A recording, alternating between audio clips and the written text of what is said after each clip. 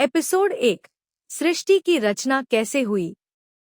क्या आपने कभी सोचा है कि इस पूरे ब्रह्मांड की शुरुआत कैसे हुई?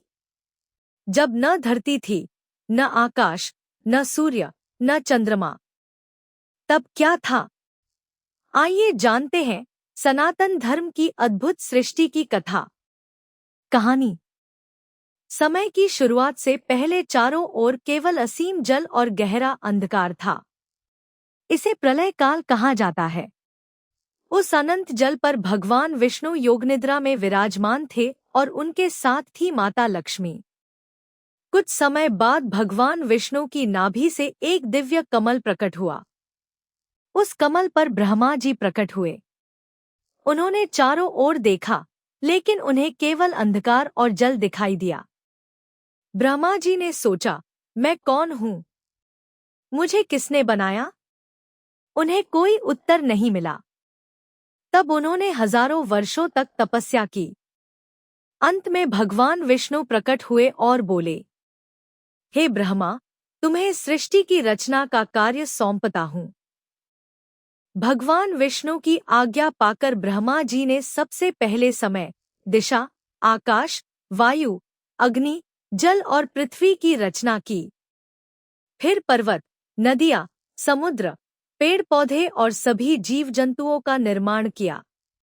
इसके बाद उन्होंने ऋषियों, देवताओं और मनुष्यों की उत्पत्ति की। इस प्रकार सृष्टि का विस्तार शुरू हुआ। सनातन परंपरा के अनुसार ब्रह्मा सृष्टि के रचयिता हैं। विष्णु सृष्टि का पालन करते हैं। महादेव, शिव समय आने पर सृष्टि का संहार करते हैं, ताकि एक नई सृष्टि का जन्म हो सके। इस प्रकार सृष्टि का यह चक्र अनादि काल से चलता आ रहा है। सीख। सृष्टि में हर चीज का एक उद्देश्य है। जन्म, पालन और परिवर्तन, यही प्रकृति का शाश्वत नियम है। लेकिन एक प्रश्न आज भी रहस्य बना हुआ है। अगर ब्रह्मा जी ने सृष्टि बनाई, तो स्वयं ब्रह्मा जी की उत्पत्ति कैसे हुई? जानिए। कुछ भी नहीं था।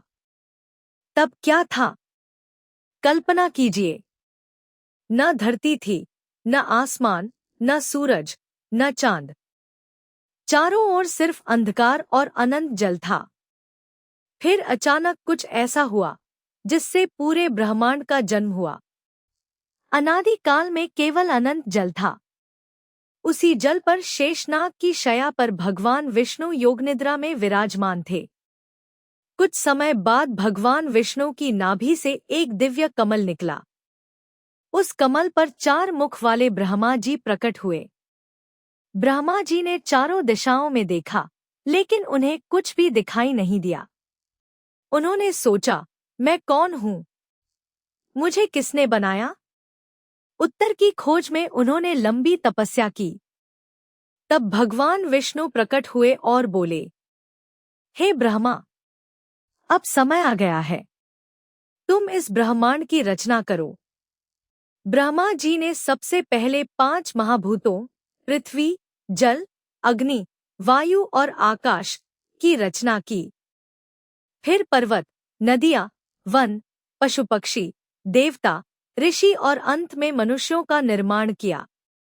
लेकिन भगवान शिव ने कहा, हर शुरुआत का एक अंत भी होगा।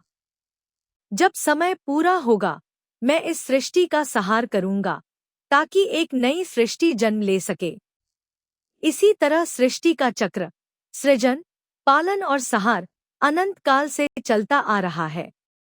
सीख। अहंकार नहीं, संतुलन ही सृष्टि का सबसे बड़ा नियम है। लेकिन एक रहस्य अब भी बाकी है। भगवान विष्णु, ब्रह्मा और महादेव, इन तीनों में सबसे पहले कौन प्रकट हुआ? सृष्टि का पहला रहस्य ब्रह्मांड की शुरुआत। आज जो सूरज चमक रहा है, जो धरती पर जीवन है, जो अनगिनत तारे आसमान में दिखाई देते हैं, क्या आप जानते हैं कि एक समय ऐसा भी था जब इनमें से कुछ भी नहीं था? फिर आखिर सबकी शुरुआत कैसे हुई? चारों ओर केवल गहरा अंधकार था। समय भी मानो ठहर गया था। न दिन था, न रात, न जीवन था, न मृत्यु। उस अनंत शून्य में केवल परम चेतना विद्यमान थी। उसी से भगवान विष्णु प्रकट हुए और क्षीरसागर में शेषनाग पर योगनिद्रा में विराजमान हो गए। जब सृष्टि का समय आया, तब भगवान विष्णु की नाभि से एक दिव्य कमल प्रकट हुआ। उस कमल पर 4 मुख वाले ब्रह्मा जी प्रकट हुए। ब्रह्मा जी ने चारों दिशाओं में देखा, लेकिन उन्हें कुछ भी दिखाई नहीं दिया। वे सोचने लगे, मैं कौन हूँ? मेरा जन्म कैसे हुआ? उन्होंने हजारों वर्षों तक कठोर तप किया। उनकी तपस्या से प्रसन्न होकर भगवान विष्णु प्रकट हुए और बोले, हे ब्रह्मा, तुम्हें इस ब्रह्मांड की रचना का दायित्व सौंपता हूँ। ब्रह्मा जी ने सबसे पहले आकाश बनाया, फिर वायु, अग्नि, जल और पृथ्वी की रचना की। इसके बाद पर्वत, नदियाँ, समुद्र, वन, पशु पक्षी और मनुष्यों का निर्माण हुआ। लेकिन भगवान महादेव ने कहा, जब सृष्टि अपना उद्देश्य पूरा कर लेगी, तब उसका अंत भी होगा। अंत ही नई शुरुआत का मार्ग बनता है। तभी से सृष्टि का यह अनंत चक्र चलता आ रहा है, सृजन, पालन और संहार। सीख। हर अंत एक नई शुरुआत का संकेत होता है। यही प्रकृति का सनातन नियम है। महाशून्य का रहस्य। यह कहानी उस समय की है जब न धरती थी, न आकाश, न देवता, न इंसान। केवल एक अनंत रहस्य था। लेकिन उसी रहस्य से जन्म लेने वाला था पूरा ब्रह्मांड। अनादिकाल में चारों ओर केवल महाशून्य था। न समय चलता था, न प्रकाश था, न कोई आवाज। अचानक उस मौन को एक दिव्य कंपन ने तोड़ा। अनंत जल प्रकट हुआ, जिसे क्षीरसागर कहा गया। उस क्षीरसागर के मध्य शेषनाग पर भगवान विष्णु योगनिद्रा में विराजमान थे। उनके चारों ओर ऐसी दिव्य आभा थी, जिसे देखकर स्वयं समय भी मानो ठहर गया। जब सृष्टि रचने का समय आया, तब भगवान विष्णु की नाभि से एक स्वर्णिम कमल निकला। उस कमल पर 4 मुख वाले ब्रह्मा जी प्रकट हुए। ब्रह्मा जी ने चारों दिशाओं में देखा। चारों ओर केवल अंधकार और अनंत जल था। उन्होंने सोचा, मैं कौन हूँ? मुझे किसने बनाया?